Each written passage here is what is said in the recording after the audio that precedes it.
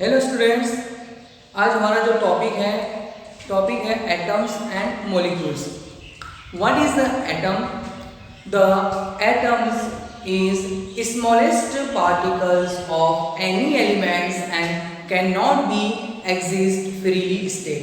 Understood? Means यहाँ पर यह है कि जो एटम्स होता है किसी भी तत्व का क्या होता है, स्वतंत्र कण होता है जो फ्री अवस्था में, जो स्वतंत्र अवस्था में नहीं एग्जिस्ट करता, नहीं पाया जाता है। जैसे हम बात कर सकते हैं एग्जाम्पल की, हाइड्रोजन है, ठीक है। अब हाइड्रोजन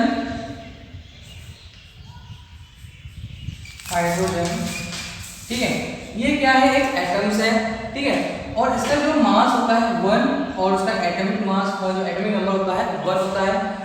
कार्बन है, ठीक है, ये भी एटम्स है, कार्बन, नाइट्रोजन। अंडरस्टूड? तो ये ऐसे एलिमेंट्स हैं ये फ्री स्टेट में एग्जिस्ट नहीं कर सकते, है ना। और स्मॉलेस्ट पार्ट होते हैं, है ना, क्या होता है, बहुत सूक्ष्म होते हैं, हमको जो दिखाई नहीं देंगे, ठीक है, इंडिविजुअल होते हैं, ठीक है, और हमको ये दिखाई नहीं देते। तो जो भी एटम्स होगा वो स्मॉलेस्ट पार्टिकल्स होगा किसका, एलिमेंट्स का, और फ्री स्टेट में हमको प्रेजेंट नहीं होगा। Understood?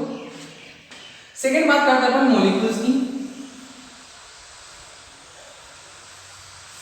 Molecules, the smallest part of elements and compounds exist in freely state, ठीक है।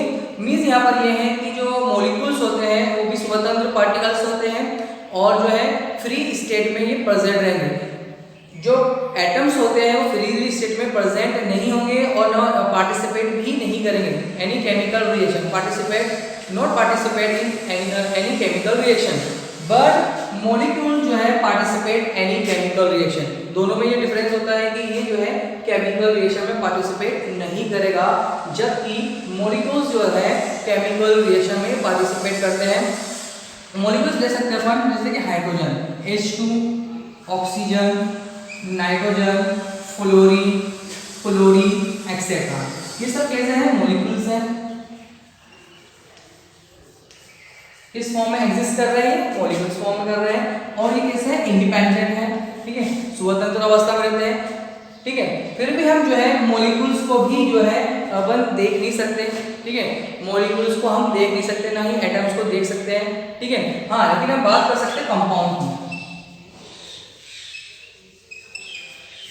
कंपाउंड्स को जो होते हैं, कंपाउंड्स किससे बने होते हैं, मॉलिक्यूल से बने होते हैं। फॉर एग्जांपल यदि हमने हाइड्रोजन प्लस ऑक्सीजन का यूज करके क्या बनाया, हमने वाटर बनाया है, ठीक है। तो वाटर जो है कंपाउंड फॉर्म में हमको दिखेगा, ठीक है। हम बोले कि भाई ये वाटर है, इस वाटर के अंदर 2-3 ड्रॉप ले लो उसमें से, ठीक है, या फिर मॉलिक्यूल्स निकालो, तो हम जो है वाटर में से 1 मॉलिक्यूल्स 2 मॉलिक्यूल्स को निकाल नहीं सकते, हम पूरे उसके कंपाउंड्स को निकाल सकते हैं। अंडरस्टूड? तो आपको याद रखना पड़ेगा कि जो मॉलिक्यूल्स होते हैं ये भी स्मॉलेस्ट पार्टिकल्स होते हैं किसके, एलिमेंट्स के, और फॉर्म क्या करते हैं, ठीक है, कंपाउंड्स के भी पार्टिकल्स होते हैं ये, और मॉलिक्यूल्स जो है एलिमेंट्स के पार्टिकल्स होते हैं, कंपाउंड के भी पार्टिकल्स होते हैं। अंडरस्टूड? तो ये हमारे पास में दो टर्म थी, एटम्स और मॉलिक्यूल्स, ठीक है। तो एटम्स भी क्या है हमारे पास में, smallest part of any elements, ठीक है, और जो मॉलिक्यूल्स होते हैं ये भी जो है स्मॉलेस्ट पार्ट ऑफ एलिमेंट्स और कंपाउंड्स, ठीक है। कंपाउंड्स के और एलिमेंट्स के क्या होते हैं, स्मॉलेस्ट पार्ट होते हैं, ठीक है। और एटम्स के अंदर जो है क्या होता है, इलेक्ट्रॉन, प्रोटॉन, न्यूट्रॉन, जो आप प्रीवियस क्लासेस में आप पढ़ चुके हो। अंडरस्टूड?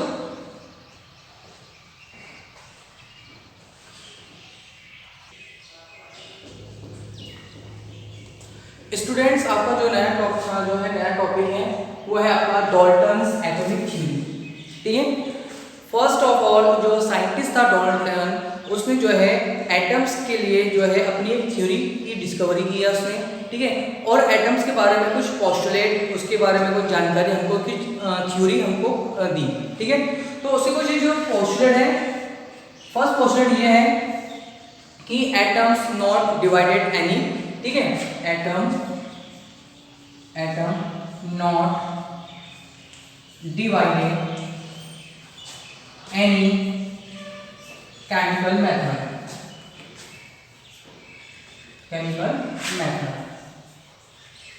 मीन्स यहाँ पर यह है कि जो डाल्टन था, सर डाल्टन ने क्या करा है, फर्स्ट थ्योरी दिया है एटम्स के बारे में, और ये कहा है कि जो है atoms not divided any chemical method, हम जो है एनी केमिकल मेथड के द्वारा जो है एटम्स को डिवाइड नहीं कर सकते।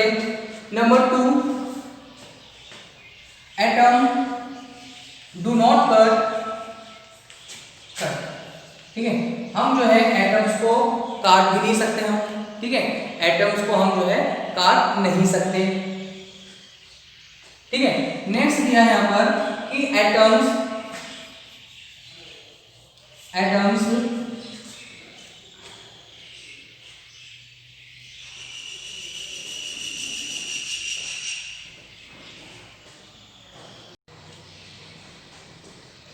गाइस, आपका जो नेक्स्ट है डाल्टन एटॉमिक थ्योरी, जो आपका नेक्स्ट टॉपिक जो है वो है आपका डाल्टन एटॉमिक थ्योरी, ठीक है।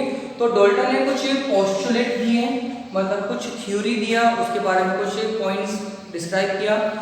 उस समय जो है फर्स्ट ऑफ ऑल जो साइंटिस्ट था सर डाल्टन ने ही जो है एटम्स के बारे में जो है पोस्टुलेट दिए, थ्योरी दिए, ठीक है। फर्स्ट ऑफ ऑल हम बात करेंगे first postulate, every element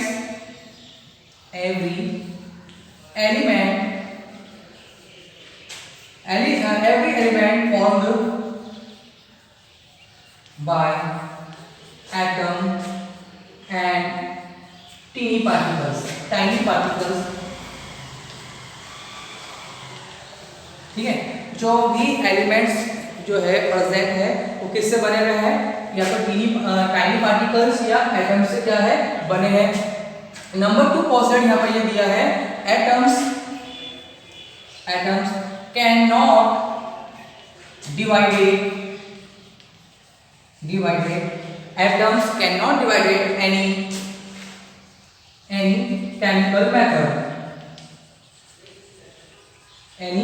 chemical method, means यहाँ पर ये है कि हम जो है केमिकल मेथड द्वारा हम उसको डिवाइड नहीं कर सकते। एटम्स है, एटम को 2 भागों में हम उसको डिवाइड नहीं कर सकते, तो atom can not divided any chemical methods.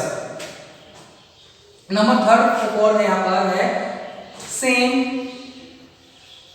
Size mass present in element,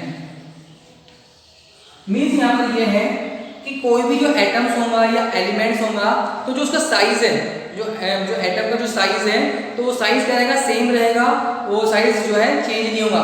means यहाँ पर यह है कि हम कह सकते हैं एलिमेंट्स या कंपाउंड, मीन्स यहाँ पर यह है कि जैसे हाइड्रोजन एक एलिमेंट्स भी है और एक एटम्स भी है, ठीक है।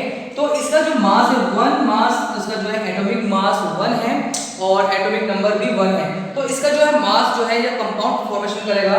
फॉर एग्जांपल H2O का इसने फॉर्मेशन किया, जल का निर्माण किया, तो जल के अंदर भी जो है उसका एटम का साइज या फिर उसका जो है मास क्या रहेगा, सेम रहेगा, ठीक है। तो ये जो है कुछ पोस्टुलेट थे। Number 4, atoms form compound and molecules, understood. Atoms को जो है क्या कर सकता है, एटम जो है कंपाउंड का फॉर्मेशन कर सकता है और जो है मॉलिक्यूल्स का भी क्या कर सकता है, फॉर्मेशंस कर सकता है। नेक्स्ट जो है एटम्स जो है क्या है, जो है एटम्स इंडेस्ट्रक्टिबल, मीन्स यहाँ पर ये है कि ये कैसा है, अविनाशी कण है। एटम्स क्या है, इंडेस्ट्रक्टिबल मतलब अविनाशी कण है, ठीक है। इसको जो है अपन जो प्रोड्यूस नहीं कर सकते हैं, ना ही इसको नष्ट कर सकते हैं। मीन्स यहाँ पर यह है कैसा है, अविनाशी कण है, ना ही इसको उत्पन्न कर सकते हैं और ना ही इसको बना सकते हैं। तो जो डाल्टन जो साइंटिस्ट था उसने कुछ पोस्टुलेट दिया उसके बारे में। फर्स्ट क्या दिया, every elements formed by atoms and tiny particles, ठीक है। Atom can not divided any chemical method, हम जो है एटम्स को डिवाइड नहीं कर सकते, ना ही उसे काट सकते हैं किसी भी मेथड्स के द्वारा। बहुत ही ज़्यादा टाइनी पार्टिकल्स होते हैं और कैसे होते हैं कि फ्रीली एग्जिस्ट नहीं करते, अंडरस्टूड।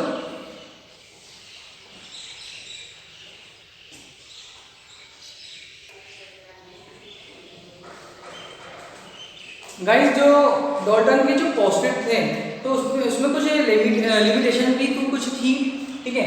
तो कुछ लिमिटेशन, कुछ कमियां, ठीक है। जब कोई साइंटिस्ट कुछ डिस्कवर करता है तो उसके अंदर कुछ ना कुछ कमियां हो जाती है, ठीक है। और जो दूसरे साइंटिस्ट आते हैं वो उस कमियों को बताते हैं, ठीक है। तो डॉल्टन की थ्योरी में भी जो है कुछ कमियां थी, ठीक है। तो फर्स्ट क्या है इसकी, Dalton can not justified by volume, ठीक है। मतलब जो है कि जो डॉल्टन था उसने जो है लॉ ऑफ केमिकल कॉम्बिनेशंस दिया, ठीक है। मीन्स यहाँ पर ये है रासायनिक संयोग के जो नियम होते हैं डॉल्टन के द्वारा दिए गए थे, ठीक है। कुछ नियम जो है डॉल्टन के दिए, कुछ जो है आपके जो है एवोगैड्रो के है, ठीक है। तो उसने जो है एक नियम दिया, लेकिन उसने क्या करा है, मास को जस्टिफाइड किया, ठीक है। केमिकल कॉम्बिनेशन के अंदर उसने जो है मास के लिए जो है एक रूल्स बताया, ठीक है। लेकिन वॉल्यूम के लिए उसने जो है रूल्स नहीं बताया, ये ऐसी कमी थी। मास के लिए वो जो है मास बता रहा है कॉम्बिनेशन के लिए, ठीक है, लेकिन वॉल्यूम नहीं बता पाया। Number 2, nature of force between atoms and molecules, ठीक है।